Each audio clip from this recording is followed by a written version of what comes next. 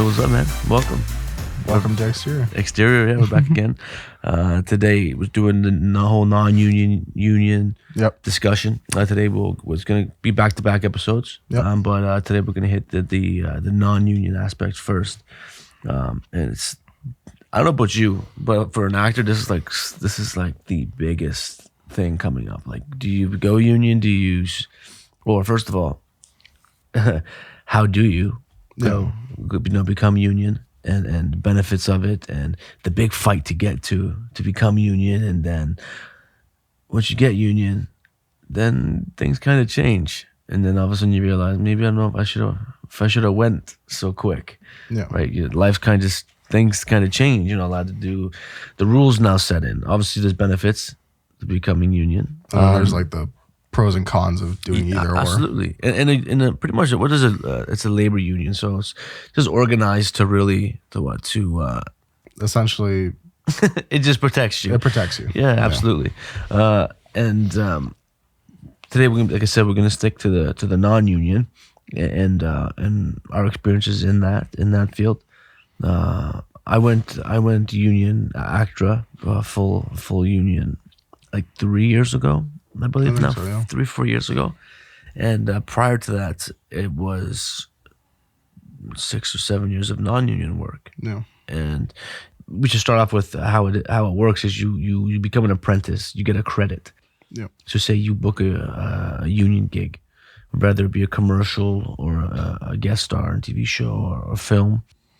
You get first of all, you gotta buy a permit to be on the set. And then if you have the option to accept that credit, and then once you accept that credit, you are now an apprentice. Okay. Yeah, you're now an apprentice, and then, but the gray area there is you're an apprentice, so you're still not a full union member, but now you're not. Can you work in non-union? No, you're now out. Oh, so once you get your first credit, that's it. If you accept it, you are now out of the non-union game. Wow. And you can't no longer do non-union work. If you end up doing it and you get caught, you could lose your credits. Not your credits. You could lose your membership, and there could be consequences. Like you may not be able to join a union again. Like it's a privilege. The unions protect you, and there's a lot of benefits to a union. Right.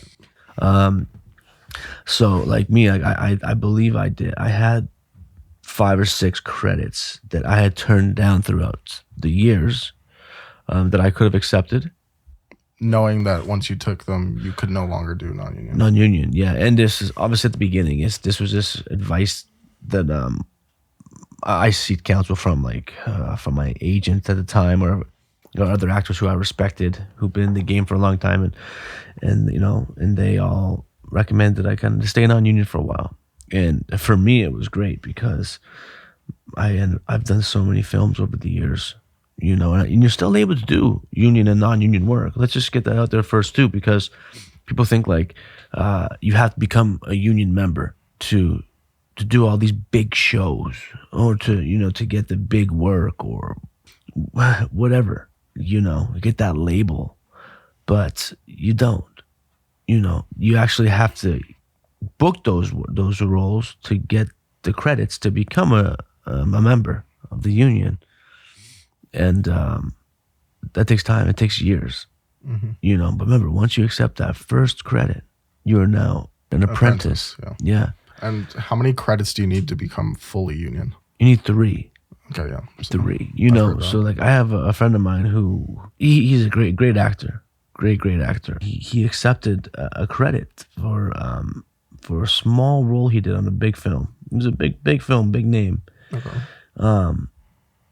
And it was a big mistake, because since then, that was like 2-3 years ago, and since then he hasn't done a thing, because prior to that he had not done much work before. So his resume is quite short. So he doesn't have a lot of credits. Doesn't have a lot of credits on his resume. On IMDb, you also don't have a lot of material for that you can show your work, like your demo reels, to show past work you've done. You get all those things.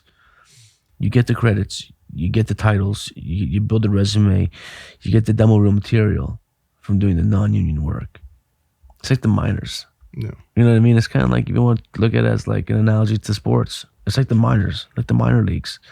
You know, you get called up sometimes. You get called up to the big show, and you know, and you do well, and you learn a lot. You learn a lot on set. And I remember the first show I booked was a Designated Survivor. Yeah. And that was like 7 years ago or 6 years ago, something like that. I edited the demo reel for you at that time. Yeah, I remember when I first got with Kiefer Sutherland, like you know, like, oh my, you gotta throw that in the demo. I remember watching the demo reel. I was like, oh snap! You gotta throw that in the demo reel. Sutherland. Yeah, and that was like such a big deal. But like I remember being on set and not knowing what anything was, to know what any of the lingo was, to not know what anything was. Literally, because like I booked that role very early in my career, even though it was a very small role, a couple lines on an episode, which is awesome. I still had not done much work prior to that. Like, and I mean like independent films, student films, short films. I didn't make any of the films yet. That you know, we've made a bunch of films now, and I've made films with other people as well, other filmmakers. But I hadn't done any of that yet, so I didn't know like you know, like the green room. Yeah. You know what the green room was? Like, it was like so silly when I think back now, like the things I didn't know. Well, it's like you're getting dropped in the deep end. Nobody's giving you like a crash course on how to be on set or like anything like that. It's just like stages. I kind of wish I was non-union. No, I don't wish I was non-union, but sometimes when I'm not working, when things are slow, there's a lot of work. There's a lot of non-union work that I wish I could do. You know, like I'm always hungry to work and tell stories and make films. And that's kind of the downfall of it, the downside, right? But like living non-unions, like you're still making film. It's still fun, and you can still like try out and audition for bigger things. Still follow your dream. Yeah. You know, I think people do that too quick, and I'm very happy that I was advised the proper way. Yeah, not to right away. Yeah. Having become a part of union now, do you think you stepped in at the right time, or do you wish you had a bit more time in union? No. It happened so organically. Like I said, I think it was like maybe five credits between commercials, small little like appearances on shows and stuff, like Canadian television, or like in a small little one-liner on a Netflix show. And all those credits I turned down until I booked a Netflix series regular, where I gained all my credits at once. And that was Slasher. I had the book. When I booked Slasher, I got everything at one time. So it just made sense. Take them all. Like, remember when you're a union, and we'll talk about that in the next episode. Yeah. A lot of benefits to being union. You know, you're protected. You know, when it comes to money, rights, safety, everything. And that's I was going to bring that up because you had mentioned how professional and kind of high-end union sets are, in the way that, you know, you have green rooms and you have like all this lingo, and like it's very, this is how we do a production. While non-union, which is like my domain, you go to one non-union set maybe for like a student or someone just making a short film, and it's entirely different than the other person that's doing it, because they don't have that experience that you were talking about, where they know kind of down to a T, this is how you do it, and this is how, and at this point we do this and this. And I think, like you said, there are pros and cons to both union and non-union. For me, from coming from the perspective of a filmmaker behind the camera rather than in front of it, I've only been a part of, I think, 2 union projects where I was just helping like camera crew and everything, and it's 2 different worlds. And even suddenly I felt like I was overwhelmed because I felt like the new kid on the block. But I also realized that, like you had mentioned, putting in the work in non-union, and I think even from a technical standpoint, going to those smaller sets or going to those non-union projects and just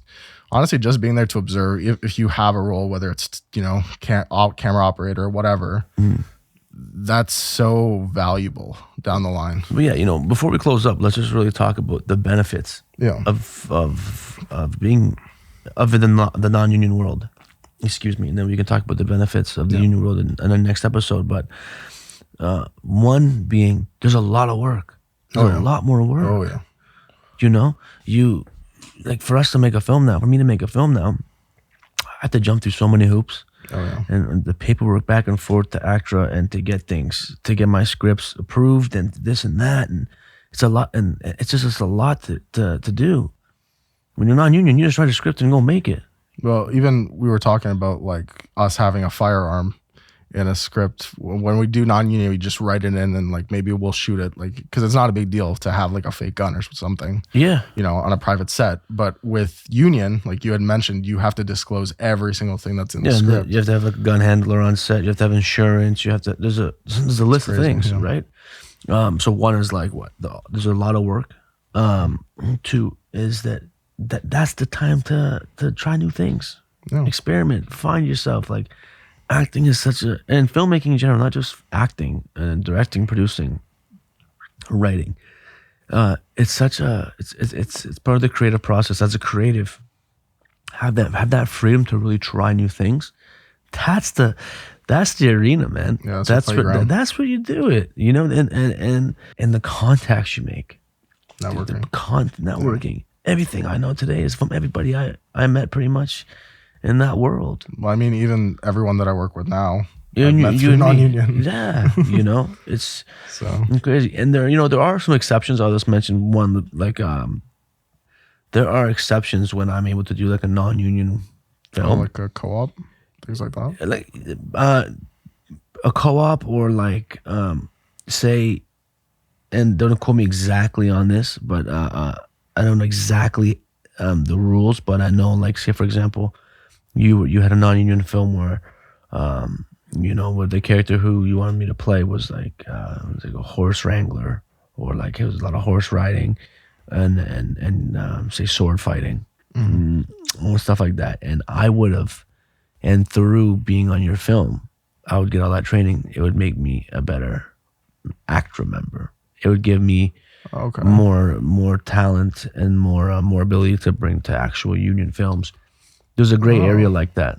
So they'll accept you to do that work, knowing that you're bringing those assets. It adds to your your repertoire, it's making you a better. Yeah, it's something like that. If there's, I haven't had the opportunity yet, but I know something came close a couple years ago, and we came close to doing the film, and it was because of that. It was offering extensive training in this particular area, but it ended up falling through. But it's a tricky world. But for now, don't have to worry about it.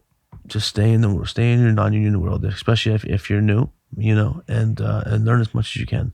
Honestly, non-union is where you can make a lot of mistakes. I feel like that's because you're refining your talent, you're refining your craft. That's it. And I'm sure it's the same for actors, right? Like yeah. Just and like I said, there's a lot of it. Make as much as you want. 100%. So yeah, but yeah, man. It's like the never-ending question: do I go union? Do I stay union, or do I go no? Do I stay non-union, or do I go union? And blah, blah, blah, blah, blah, back and forth, and everyone has their opinion on it. And again, this is just my opinion because I've seen how it played out in my career so far, and I've seen how it played out in friends of mine. And I have friends who are brilliant actors who have been ACTRA members for many years who just the other thing too that I think. Another benefit that I have found when it comes to the difference between union and non-union is union, the quality of work and the quality of like talent is much higher. Like there's more of it within union versus non-union. Yeah. Non-union, it's kind of like you're looking for diamonds in the rough a lot of the time. Mm-hmm. And that's not just with talent, but that's with like people, like crew and whatever. Yeah. Yeah. And I think, and the other interesting thing that we should probably mention for non-union is that's from like talent perspective in terms of union and non-union. If you are, let's say, a cinematographer, if you are an editor, or if you are anything that's on the technical side of crew, you can go union and still go back. Like you can do union projects, but you can also do non-union. Mm-hmm. So it's interesting because I don't know quite the specifics of why it's made like that. Like why actors have to be once you're union, that's it. Like, yeah, you have exceptions. I've worked on union sets where the crew's been non-union. Exactly. Yeah. But one more thing too, to mention quickly, is if you are doing non-union work, like what to look for and what to like maybe kind of stay away from. You've heard so much out there about like cases, like stories that you've heard, and like you mentioned a couple minutes ago about once being on like a big union set and then going back, you see the big difference, right? It's huge. I think that like when it comes to like doing student films, unless you're like even now, like if I want to do a student film, I would try to look for something like a 4th year thesis film. Yeah, you know what I mean. Yeah, I get what you mean. A film where people have these filmmakers have been a little experienced, and let them use their friends that are in their film school at the time in their 1st, 2nd, 3rd year, actors that they know that are in their school. Let them use them. Don't put yourself out there like that, and then do your research too. Like first of all, address like is it union, non-union, and some of the stuff I say like, let me see. Can I see the script first, please? And no, like, they won't let me see the script, or like it's like secret. It's such a red flag. Yeah, like I want to see, like you want to know what you're making. Yeah. Don't just make anything to make it.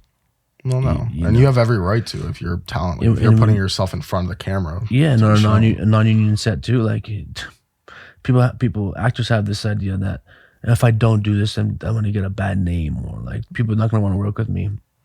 If you don't feel comfortable with anything, you should not do it.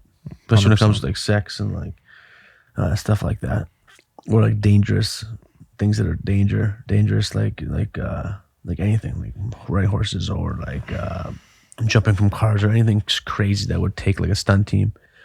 No. You shouldn't do it, But you learn all these things, but it's just taking the time and enjoying the journey, because that's what it's all about, and life itself is about that. So enjoy the journey, don't be such in a rush to get somewhere and then you're just there.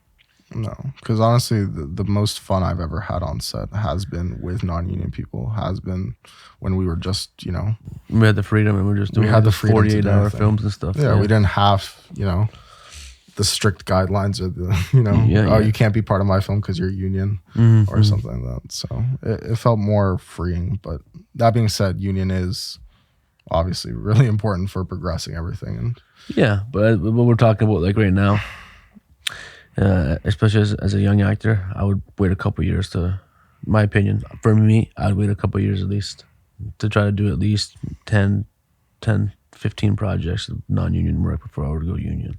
And from a technical side, if you are looking to be a cinematographer, looking to be part of crew, gain as much experience as you can just being on non-union sets. Like even if you're helping out a friend that knows someone that's making a film, the more time that you're on set, on a non-union set with people that might know more than you, soak in that as much as you can being on set. Because if you're looking to make films on a technical side, nobody's going to guide your hand in union. I mean, you kind of have to know what you're doing. So gain as much experience from a technical side on non-union. I know me personally, I worked with, his name is Doug. He'll probably watch this, I don't know. But Doug is grip, and Jordan, his friend, is in sound. I don't know their technical names, but I remember when I worked with them on non-union, they primarily do union work.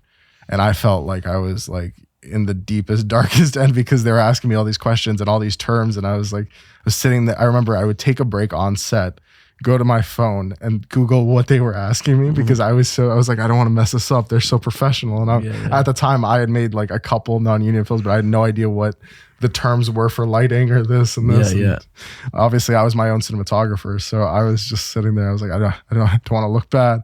Don't want to look bad. So every time I was like, oh yes, we're doing that. That's what you learn, man. But that being said, they were very, and this is another thing, it goes back to networking. They were very accepting and very nice about the fact that I didn't know like everything, but they were patient with me. They wanted me to, learn and guide me. And I think networking is a huge part of the film industry. Whether you are union or non-union, if you surround yourself with people that maybe they know better than you, maybe they don't, but surround yourself with like-minded people that have aspirations. And I think that will help you. Tell stories. Don't worry about union, non-union right now. Just tell stories. Honestly, have fun. Yeah, man. It's been good, man. We'll jump back in and we'll chat about the union soon. The union side. Yeah, buddy. I'm excited. Awesome, dude. This is good. Yeah. Awesome.